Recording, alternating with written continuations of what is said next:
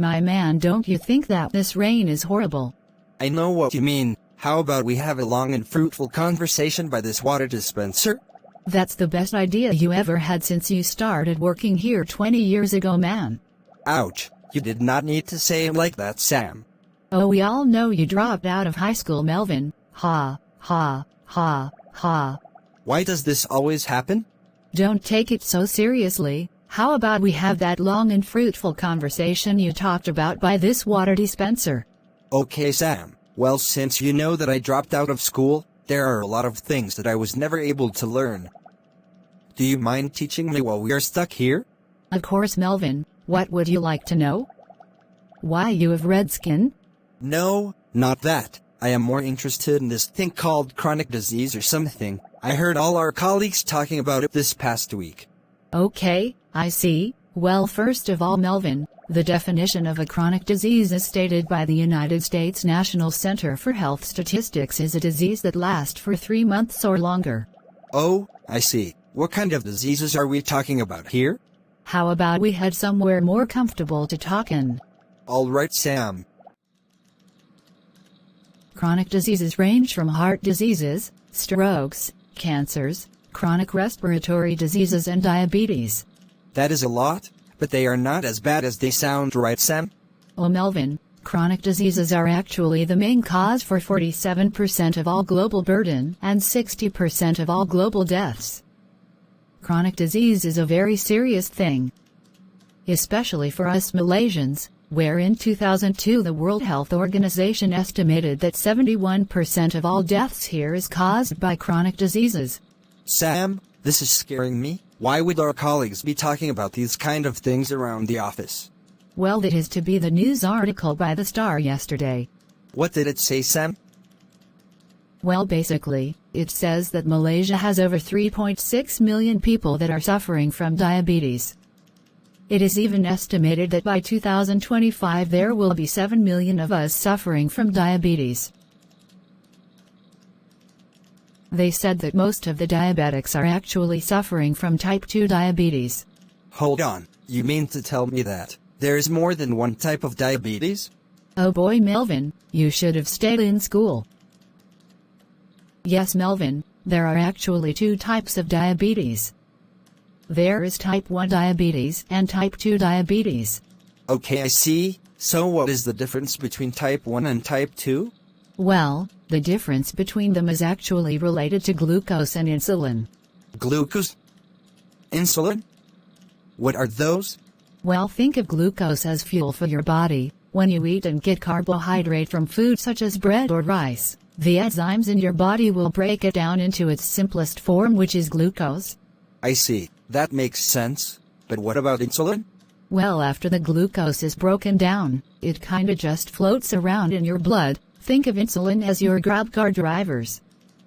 Insulin helps transport the glucose to the necessary cells. Together they help provide our body to function at optimal levels. Wait, but where does insulin come from? Well, when we have glucose in our body will send signals to our pancreas to produce the appropriate amount of insulin to transport the glucose. Ah, I see. So back to what you were about to say, how does glucose and insulin play a part in type 1 diabetes and type 2 diabetes?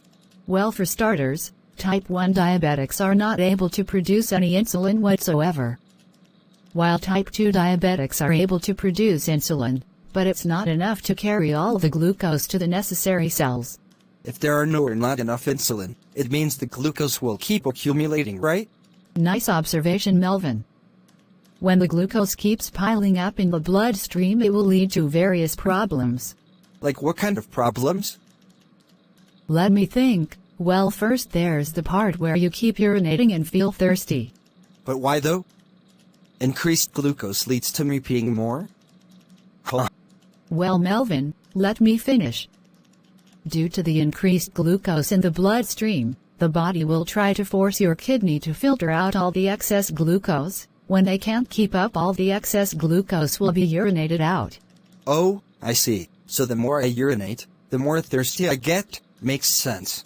Correct, Melvin. Due to your body not being able to use the glucose, you will feel more tired than usual, feel more hungry, and you will lose weight too.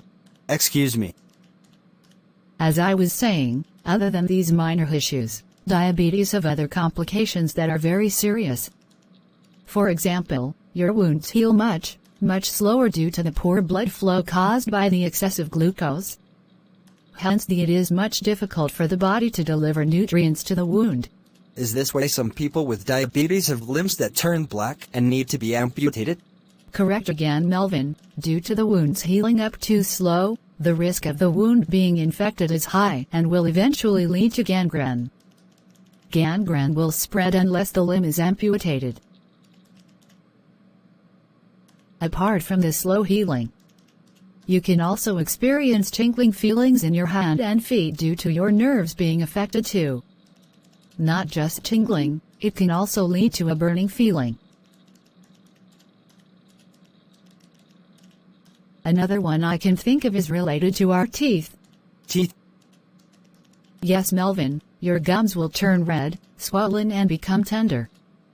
Diabetes can also lead to you losing your ability to effectively fight germs, especially in your gums. Because of this, the gums may not hold the teeth so tightly anymore, and you can get infections very easily. The worst part is that in the empty pockets in your gums, you can develop pus and sores. There is also a higher risk of cardiovascular diseases due to the excessive glucose in the blood. It will damage the blood vessels and cause plaque. This can lead to strokes, heart attacks and the narrowing of arteries. It hurts just to imagine all these things happening to me. Help me, Sam. I don't want to get diabetes. What can I do to avoid it, Sam?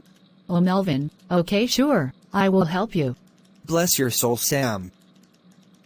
Okay, so you know what's the difference between type 1 and type 2 diabetes? Yup. Let's discuss why it happens then. For type 1 diabetes, this happens because the immune system that is supposed to protect the body from virus and bacteria became corrupted and started attacking the cells that produce the insulin.